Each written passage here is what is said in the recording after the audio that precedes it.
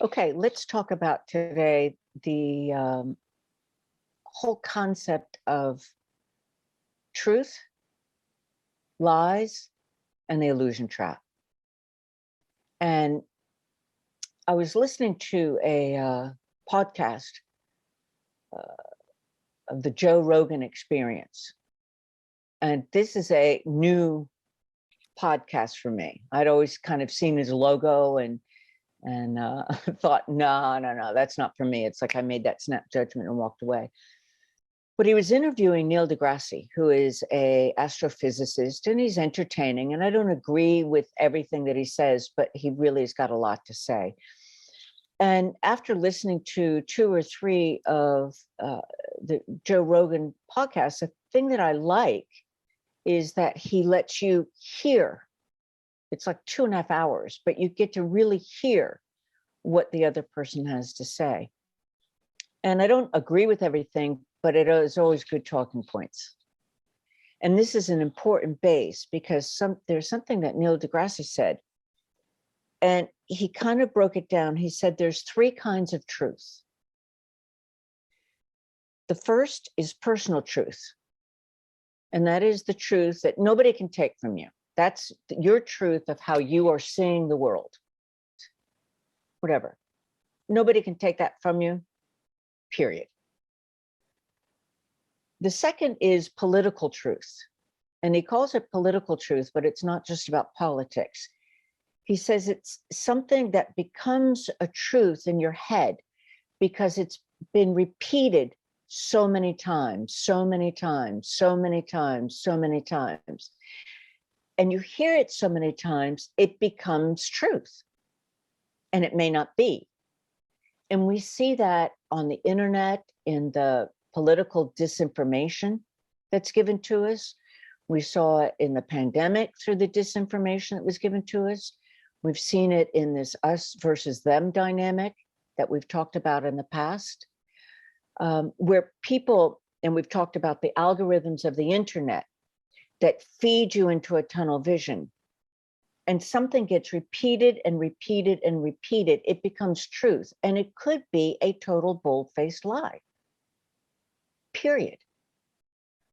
But because it's been repeated so many times, it becomes a truth to you.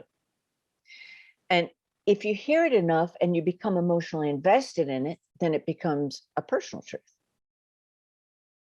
I'm extrapolating on what Neil deGrasse was talking about. His third breakdown was objective truth. And he calls that the scientific truth. This is something that has been proven, scientifically proven, and it has a repeatable outcome. And so you can deepen that truth, you can expand that truth, but the original truth remains true. So those are the 3 levels of truth: the personal truth, the political truth, and the scientific truth. And I started thinking about how oftentimes we connect 2 dots. So we can take one scientific truth and another scientific truth, we put them together, and we make it a personal truth.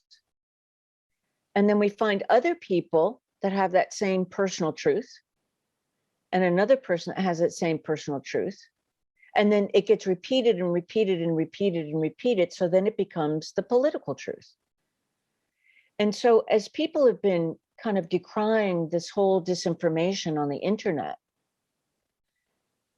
and we've talked in other conversations about how do I know what's true? And I talked about how you listen within and just double check. And we also talked about, well, if you're not used to listening within, how do you know? Well, that's when you have to pull the threads to find where are the original facts. Because if you can know, or the objective truth, if you can never really get to that objective truth, then you have to pretty much work on the assumption that you're working on a political truth. We're very accustomed to that path that you take where you take a look at what your inner critic says. You're not enough, you're too much, you can't do that. And all of those voices that we learned from our conditioned past. And we have concrete experience of how that is really an illusion that we've been holding from our ego intellect's point of view. And if we're willing to let go of that illusion and relax into the divine love of who we are, the divine light, as I call it, and it's already flowing through us, and we love ourselves enough to transform that old idea that we had about ourselves, or that old personal truth, and let it be transformed into illumination, then it brings us to new awarenesses or a new personal truth. For people that are operating only under the ego intellect, that means they've got their conscious and subconscious thoughts going on, as we all do. But if they're not aware of that other layer to our being, that other layer of infinite unconditional love, that part of us that is consciously aware of our connection to everything that ever was, is, and will be, that I call your divine soul, and your divine soul knowing, others can call it a creation spark. If somebody is unaware of that, then they're locked into that personal truth and are fed by the political truths. And if they don't have a tribe around them, they're unable to look at the objective truth.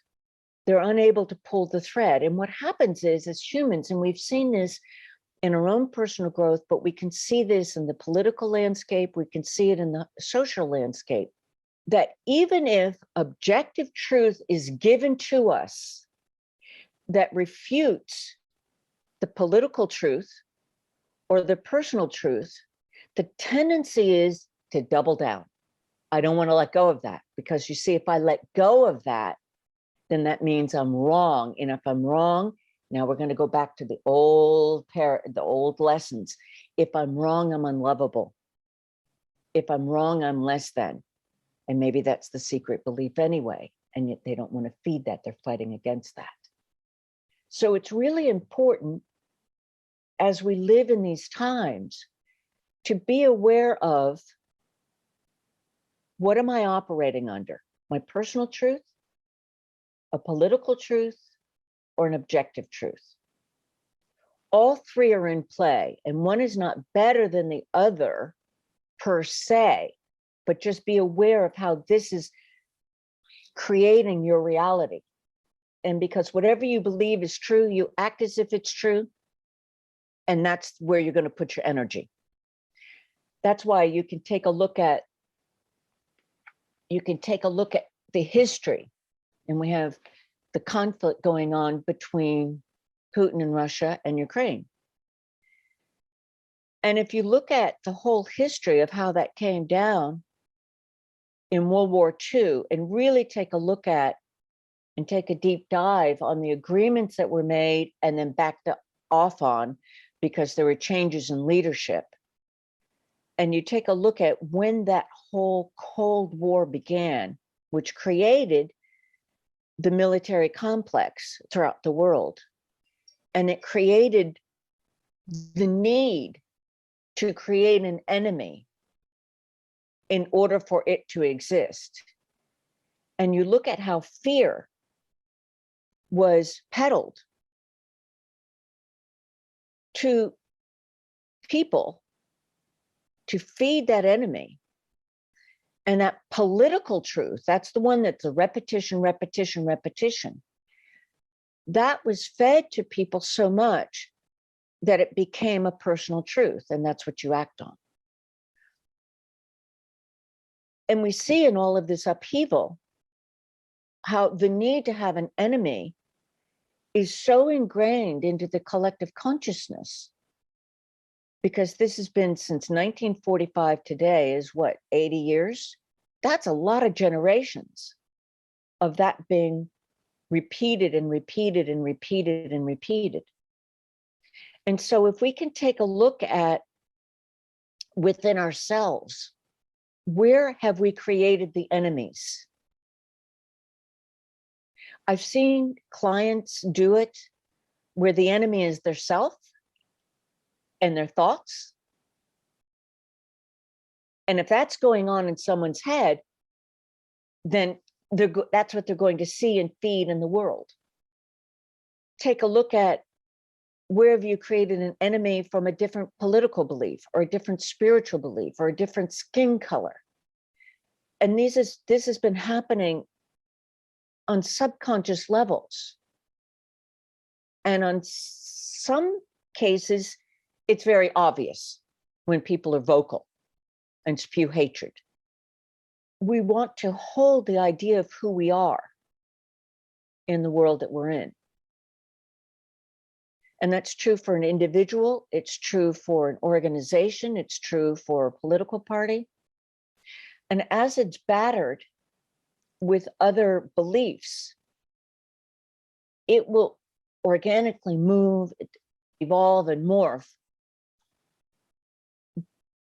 But either the thoughts within the individual or the individuals within an organization do their best to hold what their personal truth is. Now, this is really important to keep in mind, especially when we talk about the illusion trap. There's a prevailing thought within the spiritual light worker community, and also it came from the scientific research community of, well, is this all just an illusion? And people use the matrix, and people use video games. Is this just a simulation? And you're starting to hear these kinds of things in the conversation. And they might be fringe conversation, but it's very interesting to see how some of these other kinds of podcasts that I've been listening to that are pretty mainstream and maybe not even 100% how I personally view mainstream. But these concepts are like being introduced into the mainstream conversation. So with enough repetition, then more and more people will feel into it. You know? And the reason I call it the illusion trap is because, going back to the individual, yes, yours is an illusion. And you're wanting to create an illusion. We buy clothes to create an illusion. You know, we follow trends to be part of that. But yes, it's, you know, why is that? It's political or popular. When you start looking at the whole Earth experience, you can say it's an illusion, absolutely. And it's a collective illusion that every single human being on the planet is feeding into. The danger of that is when a light worker says, and I had somebody say this the other night at dinner. Somebody asked me what was my perception about the conflict in Ukraine. And so I started to speak into how the way I saw it was, it's a whole different ballgame. We've got the old war machine operating on the old things. We've got nuclear arms operating in the mix like never before. We've got, hasn't been reported, but you know, gee, we have those UAPs showing up at nuclear facilities that I've spoken about before. Plus, we've got the internet. Even with all of the disinformation that's on the internet, we've got the internet.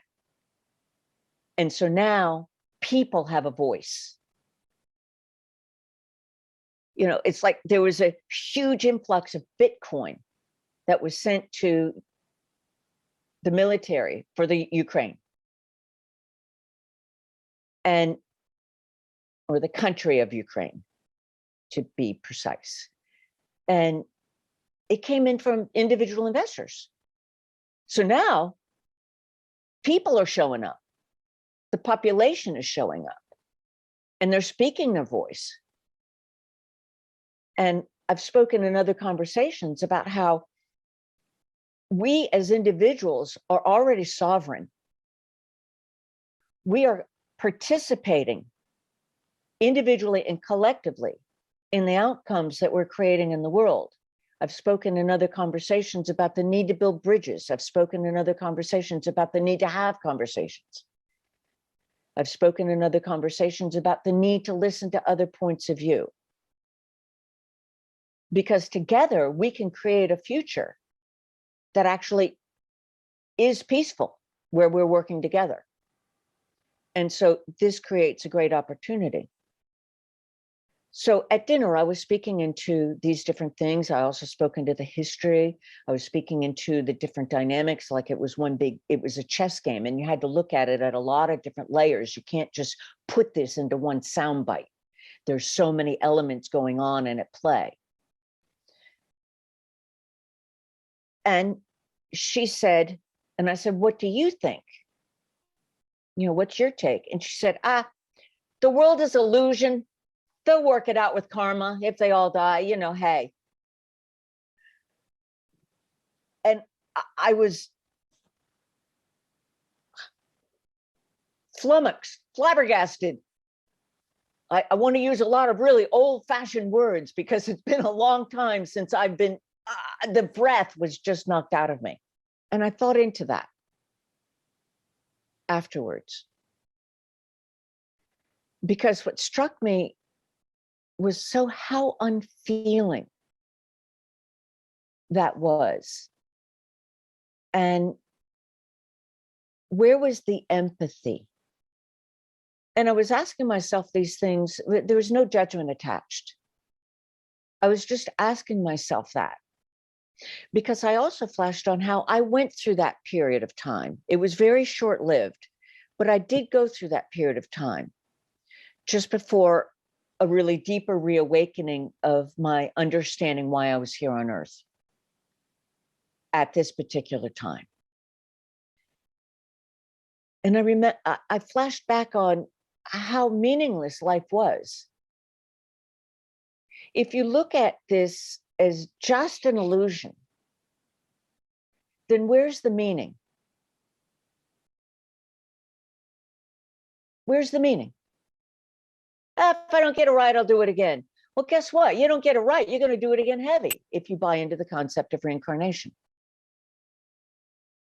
And guess what? If you buy into the concept of reincarnation and karma is a bitch, then having that kind of cavalier attitude of, oh, well, they'll work it out, you know, they're all going to go, not too hard to figure out. You reap what you sow. If you're going to do this on that next reincarnation, again, if you buy into reincarnation, you're going to do that on the next reincarnation. Guess what? You're going to be in a really heavy position. So where nobody has the empathy for you, so that you understand what it's like. Because we are made to grow and we're made to evolve intellectually, emotionally, psychically, on a soul level. And this is for the light workers who really buy into that. Really take a moment to let go of your personal truth, let go of the political truths that you hold dear, and just put your perceptions to one side and really relax into yourself. Really relax into yourself. And ask yourself, ask the divine part of you to show you empathy on deeper levels.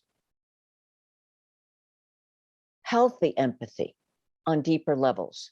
And then also ask, what concrete action can I do to assist in the evolution of humankind, to move towards creating a society, a community on a world level? So start small, start big, start however you feel called.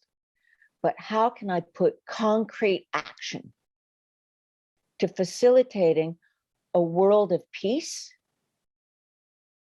and respect, compassion, and empathy. Because we can, we're made to. We're wired that way. Just want to take a moment to speak into those who are empaths and feel the energy of the people around them. What's important to start to discern, and again, you need to ask, feel into yourself. Am I feeling the world? Am I feeling the other person? Or am I feeling my own feelings? And it's very important to discern those three. And then from there, you know what to do. You're going to let divine light, which is made up of the infinite intelligence, omniscient wisdom, and omnipotent unconditional love. It's just pure energy. It's equally everywhere present. And just let go and say, I want for this to be transformed into illumination and deep inner peace. Because we need to feel deep inner peace within ourselves so that we can transmit that to others. And we have all been around somebody that emanates peace, and we just kind of are relaxed around them. And we've all been around people that are really agitated, and we're in that, and we have a tendency to, clench up around him and have to go, whoa, whoa, whoa, whoa, whoa, whoa. So we're emanating energy, and energy is coming at us, and we're all working on co-creating this together. So that's the illusion on a small scale. There's one other level of the trap, the illusion trap, that I want to speak into, and that's the war machine. The time has passed to believe everything our governments tell us, period. That kind of disingenuous thinking. We've had too many provable facts come to life that I think we could pretty much say it's a scientific truth that governments lie to their people. They might have good intentions, they might have selfish intentions, but the lies are there.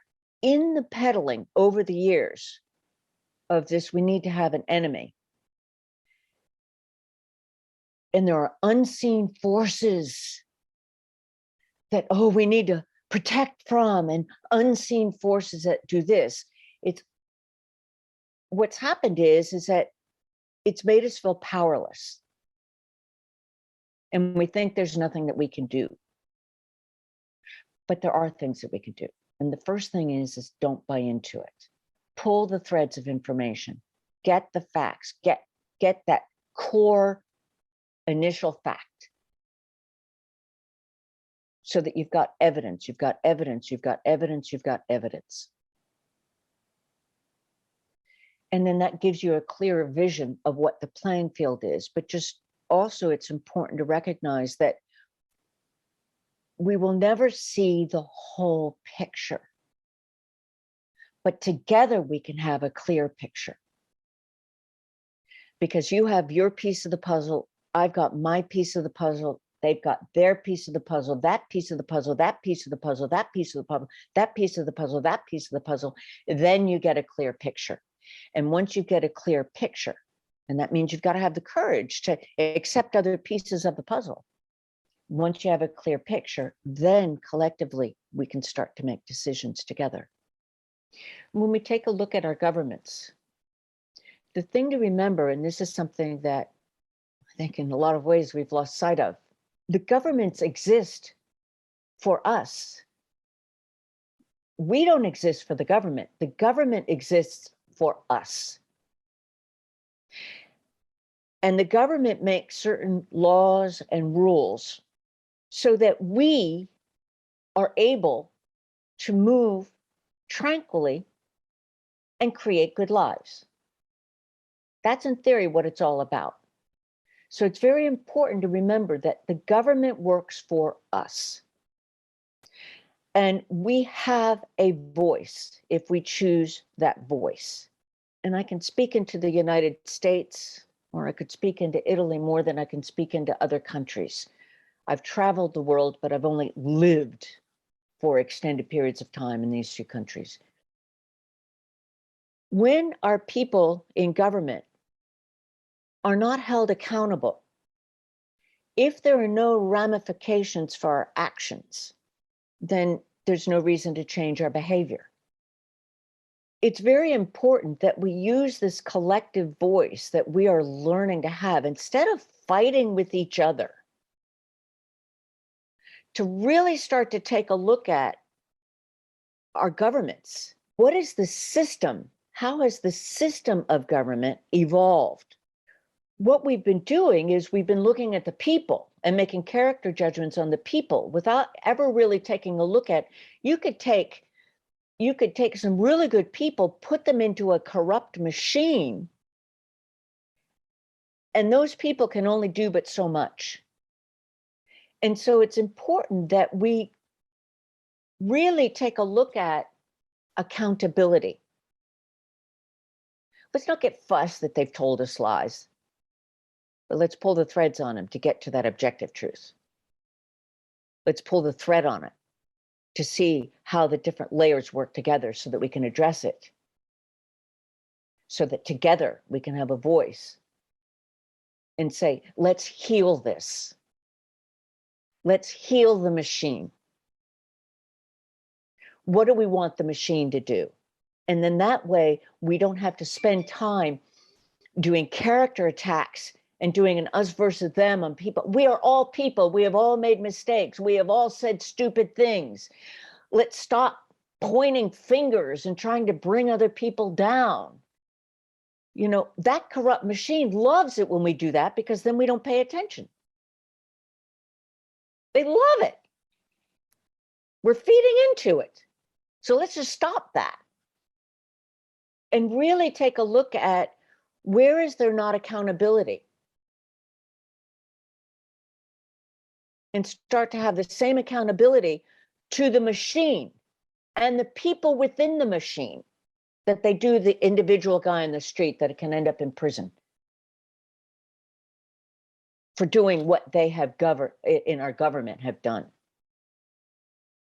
Now, I'm not talking about pulling down a government. I'm not talking about that at all. What I am talking about is saying, let's really take a look at the illusion trap that we have fallen into of thinking that we don't have power as individuals, because collectively we do. And let's take a look at the illusion trap that those war machine machinations have done, because they believe they're untouchable. And that's their personal truth. Well, hey, what? Guess what? It doesn't have to stay that way. It doesn't have to stay that way. Individually, we can be strong, but together we are a force majeure. So let's all work together towards a world peace that can happen if we all absolutely insist on it. And it means, let's stop this infighting amongst ourselves and see what we have in common and see where we want to go, because we can.